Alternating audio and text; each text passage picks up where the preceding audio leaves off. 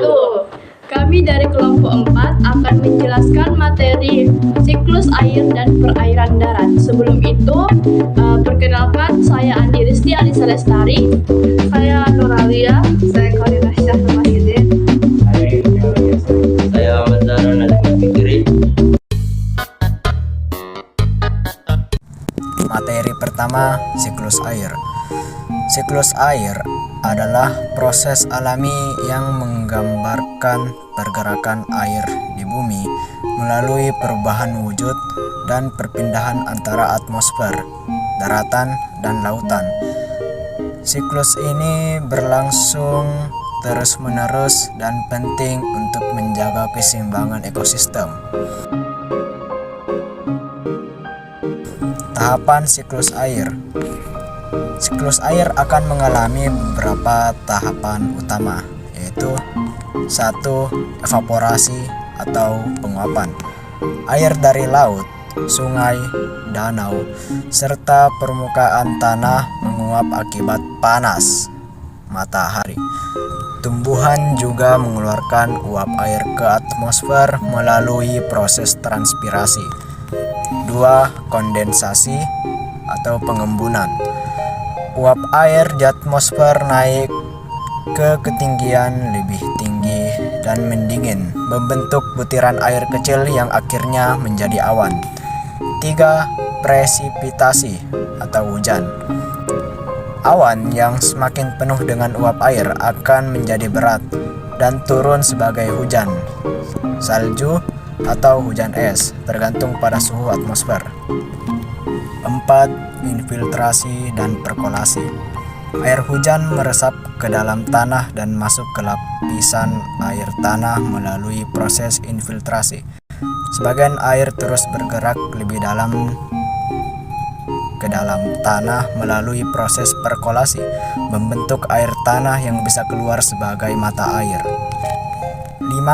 Runoff, aliran permukaan. Air yang tidak terserap oleh tanah mengalir di permukaan sebagai air sungai, yang kemudian kembali ke laut atau danau.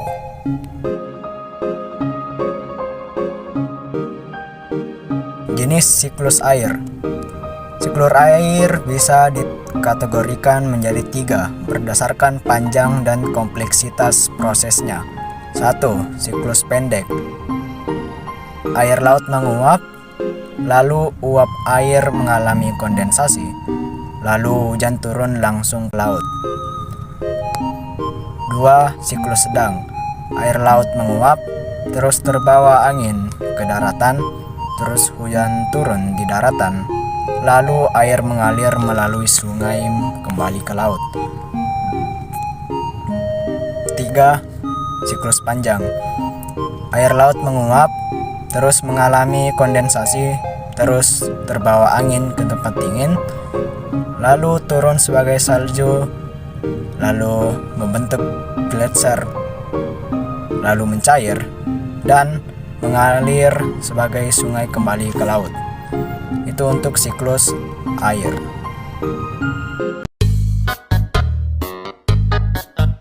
Kemudian saya akan menjelaskan air tanah yang tersimpan di bawah permukaan bumi dalam aquifer berasal dari air hujan yang meresap ke dalam tanah. Faktor yang mempengaruhi daya serap air hujan. Pertama, faktor tanah. Tanah gambut menyerap lebih banyak air, tanah padat sulit menyerap air. Impermeable. 2. Kemiringan lereng.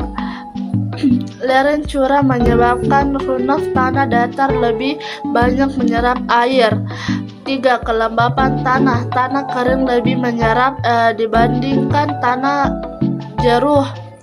Jenis air tanah berdasarkan letaknya.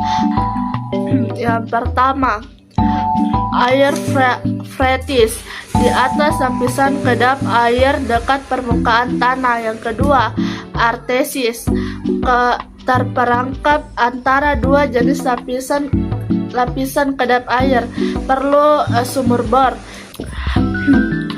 Jenis air berdasarkan asalnya. Yang pertama, meteorik, dari hujan dan gestar. Yang kedua, turbir. Dari dalam bumi tersimpan di batuan sedimen. Yang ketiga, geovenil. Mata air panas akibat gas magma. Yang keempat, fosil terperangkap dalam batuan sejak lama. Manfaat air tanah: 1. Bagian siklus air. 2. Kebutuhan sehari-hari. 3. Produksi industri. 4. Legislasi pertanian. Materi pertama, daerah aliran sungai, wilayah yang menampung, menyimpan, mengalirkan air hujan ke laut atau danau melalui sungai. 3. Bagian utama. 1. Hulu sungai di dataran tinggi, aliran cepat, lembah berbentuk V, erosi dasar kuat. 2. Tengah sungai di dataran landai, aliran berkurang, lembah berbentuk U. 3. Hilir sungai, aliran lambat, banyak meandar dan kali mati dan membentuk delta atau estuaria. Pengaruh jenis batuan terhadap sungai. Batuan keras berbentuk tebing curam. Batuan lunak mudah terkikis dengan air.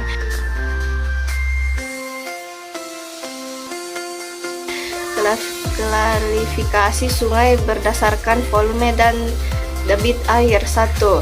Episodik, permanen, debit air stabil sepanjang tahun. Non permanen, debit naik saat hujan, bisa kering saat kemarau. 3. Ephemeral, terisis air hanya saat hujan lalu kering kembali.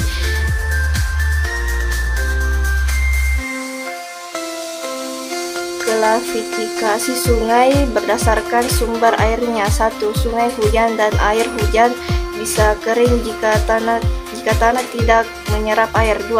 Sungai glacier dari es yang mencair ada Papua. Sungai Memberamo di Gul. 3. Sungai campuran gabungan air hujan. Kemudian saya akan menjelaskan tipe-tipe sungai berdasarkan generasi. 1. Konsekuen, mengalir searah kemiringan batuan. 2. Resekuen, anak sungai konsekuen yang lebih rendah. 3. Subsekuen, tegak lurus sungai konsekuen sejajar puncak pegunungan. 4. Obsekuen, berlawanan arah sungai konsekuen tahan erosi.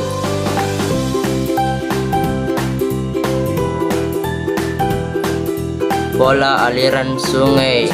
1. Dendritik, mirip akar pohon di batuan seragam. 2. Trelis, sudut 90 derajat di daerah lipatan atau pesisir. 3. Rektangular, pola persegi akibat patahan. 4. Paralel, aliran sejajar di daerah seragam. 5. Radian sentrifugal, menyebar dari puncak gunung. 6. Radial sentripetal, mengarah ke satu titik, cengkungan atau danau.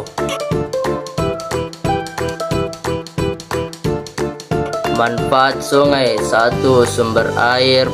2. Pembangkit listrik. 3. Ekosistem makhluk hidup. 4. Mata pencaharian. 5. Pariwisata. 6. Kebutuhan hidup. Saya akan menjelaskan jenis danau berdasarkan airnya. Yang pertama, danau air asin. Terletak di daerah kering dengan penguapan tinggi tanpa aliran keluar. Contohnya Great Salt Lake. Yang kedua, ada danau air tawar. Berada di daerah basah dengan curah hujan tinggi dan biasanya aliran keluarnya itu ke laut. Contohnya danau di Indonesia. Yang ketiga, ada danau tektovulkanik yang terbentuk dari kombinasi antara aktivitas tektonik dan aktivitas vulkanik. Contohnya Danau Toba di Indonesia. Yang keempat ada danau glasial, terbentuk akibat erosi glaser biasanya di daerah bersalju. Contohnya Great Lakes di Amerika Utara. Yang kelima ada danau karst atau dolina, terbentuk di daerah yang tidak tembus atau dolina di Gunung Sewu.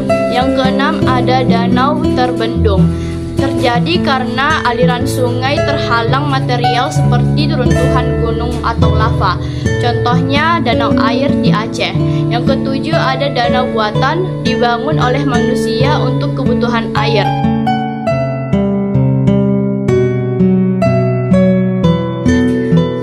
Kemudian saya akan menyebutkan manfaat danau. Yang pertama, persediaan air bersih. Yang kedua, untuk pembangkit listrik tenaga air. Yang ketiga, sebagai sarana irigasi. Yang keempat, sebagai sarana transportasi. Kemudian saya akan menjelaskan tentang rawa. Rawa adalah daerah berlumpur dengan kadar air dan keasaman tinggi. Tanpa sistem drainase alami, ditumbuhi tumbuhan berbatang lunak atau rumput.